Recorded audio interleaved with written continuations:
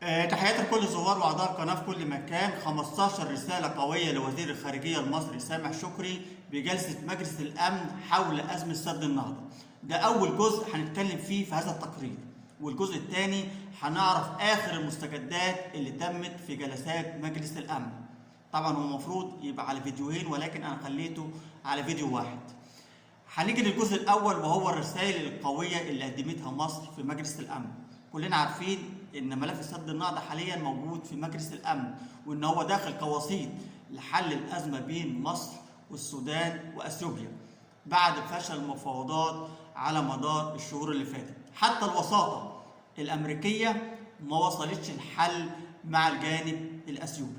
المهم مش عايز اطول عليكم ونختصر الفيديو على قد ما نقدر. هنعرف دلوقتي الرسائل المهمه اللي قدمتها مصر في مجلس الامن، واللي ناس كتير علقت قبل ما يقولها وزير الخارجيه المصري وقال يا ترى مصر قدمت رسائل قويه ولا ضعيفه؟ طبعا لما نقرا الرسائل دلوقتي هنلاقيها رسائل قويه جدا، وكل رساله اقوى من الرساله اللي قبلها. فيا ريت تسمعوا لي لنهايه الفيديو، وبعد كده علقوا زي ما انتم عايزين. اول رساله قدمتها مصر في مجلس الامن قالت فيها سد النهضه يهدد حياه الملايين في مصر والسودان. دي اول رساله. والرساله الثانيه رقم 2، لا يمكن التهاون بحياه المصريين في قضيه مثل قضيه سد النهضه. عشان تعرفوا ان كل رساله اقوى من الرساله اللي قبلها. رقم 3، الحفاظ على حق البقاء ليس اختيار. واحنا قلنا ان موضوع سد النهضه بالنسبه للمصريين او لاخواتنا في السودان يعتبر حياه او موت. فبالتالي رقم 3 رقم مهم جدا، وهو الحفاظ على حق البقاء في الوجود سواء للشعب المصري او الشعب السوداني.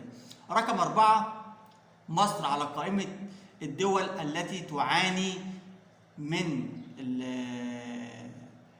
النقص المائي وفقا للمعايير الدوليه. النقطه ديت معلش انا هوضحها.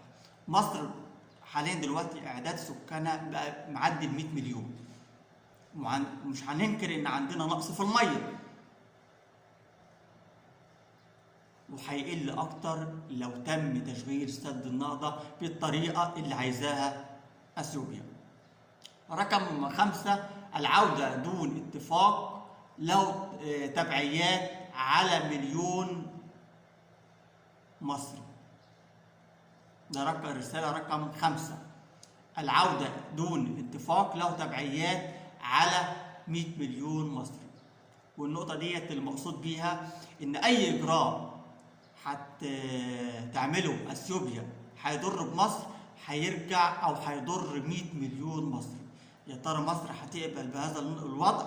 بالتأكيد لا، ومن حقها انها تحارب زي ما هي عايزة. مفيش حد يقول لي دي قوانين دولية، دي موضوع حياة أو موت. مفيش أي قانون في العالم يمنعك كإنسان إنك أنت تحارب من أجل وجودك. ومتهيألي مفيش أي قانون يسمح إن إنسان يعطش إنسان تاني موجود على كوكب الأرض. رقم 6، أي إجراء أحادي بشأن سد النهضة الأثيوبي سيكون له نتائج كارثية. دي الرسالة رقم 6 اللي قدمتها مصر في مجلس الأمن، والمقصود بيها بأي إجراء أحادي الخطوة اللي كانت عايزة تعملها أثيوبيا، وهو ملء السد وتشغيله دون موافقة مصر أو السودان. وده يعتبر إجراء أحادي من الجانب الأثيوبي. رقم 7، بناء السد قد يؤدي إلى تهديدات كبيرة جدا دون التنسيق مع دول المصب. وده نداء كانت موجهة مصر والسودان لأثيوبيا، وقالت فيه إن احنا عايزين نطلع على كل تصميمات سد النهضة، لأن أي مخاطر هتحصل فيه اللي هيدفع الثمن هي السودان ومصر. لكن طبعا أثيوبيا في الأمان، هي موجودة على هضبة عالية، وأي انهيار هيتم في سد النهضة اللي هتدفع الثمن هي مصر والسودان. رقم 8، موقفنا بشأن سد النهضة يستند إلى مبدأ عدم الإضرار بالآخرين. وده الصراحة كانت عبارة دايما بتقولها مصر في تصريحاتها. احنا مش ضد اثيوبيا في بناء سد النهضة، ولكن كل هدفنا ان اثيوبيا ما تضرش لا مصر ولا السودان في بناء هذا السد.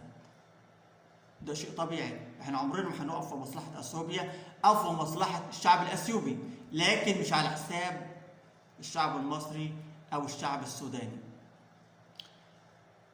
رقم 9، نهر النيل ليس حقرا ولا ملكية خاصة لأي دولة. ودي نقطة مهمة جدا. يعني نهر النيل أو اللي بنت فيه أثيوبيا السد مش ملك الأثيوبي، ولكن ملك لجميع دول حوض النيل. فمش من حق إن أي دولة تتحكم فيه وتبني السدود زي ما هي عايزة، وبالتالي هتضر باقي الدول اللي هي دول المصب زي مصر والسودان. رسالة رقم 10 قالت فيها مصر إن أثيوبيا لديها أمطار بتصل إلى 936 مليار متر مكعب سنويا من المياه، بالإضافة لأحواض أو الأنهار الأخرى اللي موجودة على أراضيها. يعني أثيوبيا بتستفيد ب 936 مليار متر مكعب سنويا. يبقى ايه لازمة الإصرار في موضوع سد النهضة إلا لو كان ليه هدف تاني؟ طبعا الهدف التاني اللي هنبقى نطلع عنه فيديو، لأن احنا قلنا آيات كتير بتلعب في موضوع سد النهضة، وهو الضغط على مصر بصفة خاصة. الهدف منه مش الضغط على السودان، ولكن الهدف الضغط على مصر. طبعا مش هنقدر نقولها في هذا الفيديو، لان احنا قلنا احنا جمعنا نقطتين او تقريرين في هذا الفيديو، فمش هينفع ان احنا نتكلم في هذه النقطه لان النقطه طويله جدا. بالتالي هنخليها في فيديو منفصل لوحده. الرساله رقم 11 اللي قدمتها مصر في مجلس الامن قالت فيها احاله ملف سد النهضه لمجلس الامن جاء بعد الوصول الى طريق مسدود مع الجانب الاثيوبي، وده بالفعل احنا بقالنا شهور او بالتحديد من 2015 من بعد التوقيع اللي تم في السودان، وكان تقريبا بتاريخ 23 مارس 2015. ومن 2015 لحد دلوقتي وما زال اثيوبيا في التعنت المستمر. كل المفاوضات اللي تمت في الفترة الأخيرة كانت نهايتها الفشل، وسببها الموقف الأثيوبي. أظن مصر كانت مرنة في الاجتماعات، حتى الجانب السوداني كان متجاوب جدا مع الجانب الأثيوبي، لكن أثيوبيا ليها هدف في دماغها خاص بيها. المهم، الرسالة رقم 12 اللي قدمتها مصر في مجلس الأمن قالت فيها على مجلس الأمن أن يتحرك بحزم وقوة كي ينهي التحركات وحديد الجانب بشأن سد النهضة. ودي رسالة قوية أو نداء بتقدمه مصر لمجلس الأمن، طالبة فيه التحرك السريع جدا، لأن النداءات اللي بتقدمها أثيوبيا من وقت للتاني إن احنا هنبدأ في ملء السد وتشغيله دون موافقة مصر والسودان، وبالتالي هيكون الإجراء أحادي.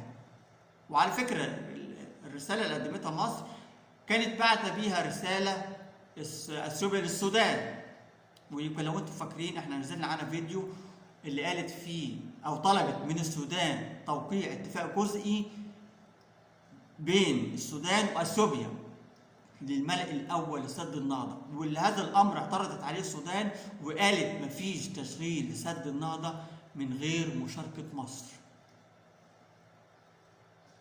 وبالتالي هذا الموقف عصب او اغضب الجانب الاثيوبي، وقالت ردت بتصريح مفاجئ بعد منه، قالت احنا هنبدا في ملء سد النهضه وتشغيله حتى من غير ما نبعت اخطار لمصر او السودان. وقلنا بهذا التصريح ان اثيوبيا قلبت على السودان. المهم مش عايزين ندخل في هذه النقطة لأن احنا نزلنا فيديو على القناة وممكن ترجعوا له وتسمعوه. النقطة 13 أو رسالة 13 اللي قدمتها مصر في مجلس الأمن، قالت فيها نثق بأن العودة للتفاوض بيساهم في التوصل لاتفاق عادل بين الأطراف الثلاثة، وده شيء طبيعي. أي مفاوضات مش هيتم إلا لما يكون في تجاوب بين الأطراف المتنازع بينها، سواء مصر أو السودان أو أثيوبيا.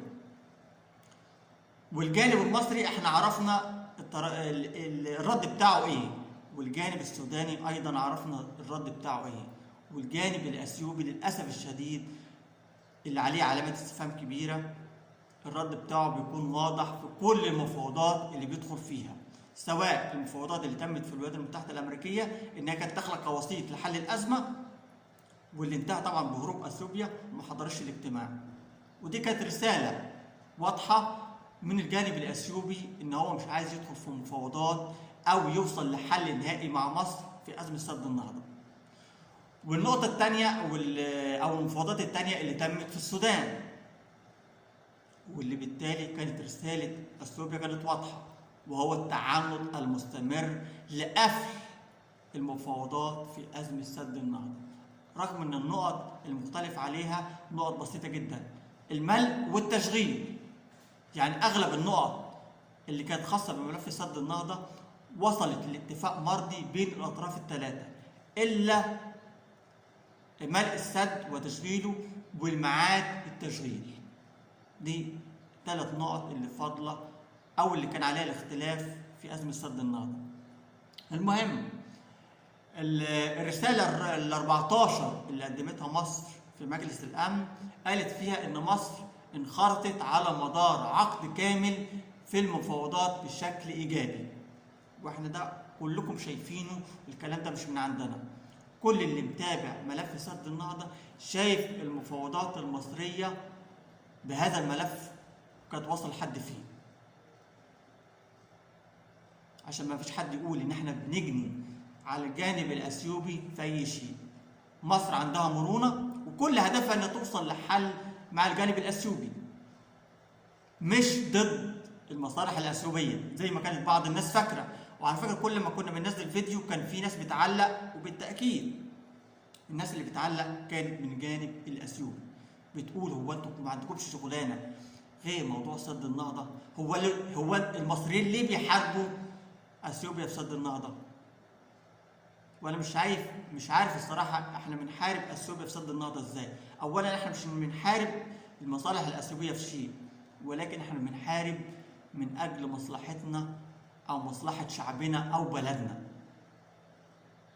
يمكن انا قلت في فيديو لو اللي عملته او اللي بتعمله اثيوبيا دلوقتي لو بتعمله مصر والسودان ما كانش اثيوبيا هتسكت، وكانت هتدافع عن شعبها وعن دولتها. فبالتالي لما دافع انا عن شعبي وعن دولتي مش عيب، ده حقي وحق مشروع جدا. الرساله رقم 15 ودي الاخيره اللي قدمتها مصر في مجلس الامن قالت فيها شاركنا بمفاوضات شفافه جدا خاصه بسد النهضه مع الجانب الاثيوبي بحسن النيه الى حفظ حقوق الدول الثلاثه لمده 9 سنين. معلش انا هقرا لكم الرساله ال 15 لان النقط اللي فيها نقط مهمه جدا. شاركنا بمفاوضات سد النهضه بمفاوضات سد النهضه بحسن النيه لحفظ حقوق الدول الثلاثه لمده 9 سنين. وده كان واضح في المفاوضات اللي تمت او اللي قامت بيها مصر خلال الفتره اللي فاتت. المفاوضات كانت بحسن النيه، كل هدفنا في الاول وفي الاخر مصلحه الدول الثلاثه. عمر ما مصر طلعت في مفاوضات وقالت فين حقي، فين نصيبي في الميه. هل ده مصر اتكلمت فيه؟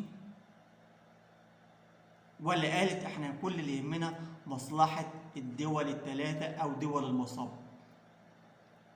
يعني كل رساله او الرساله ال 15 اللي قدمتها مصر بتوضح فيها ان المصلحه مشتركه للدول الثلاثه، سواء للجانب المصري او السوداني او الاثيوبي. ده كان اكتر او 15 رساله قويه جدا قدمتها مصر في جلسه مجلس الامن، اللي الناس كتير بتسال وقالت ايه الرسائل اللي قدمتها مصر في مجلس الامن. وعلى فكره التعليقات دي انا شفتها على مواقع التواصل الاجتماعي. طب احنا قلنا دلوقتي 15 رساله اللي قدمتها مصر في مجلس الامن، هل كانت رسائل قويه ولا ضعيفه؟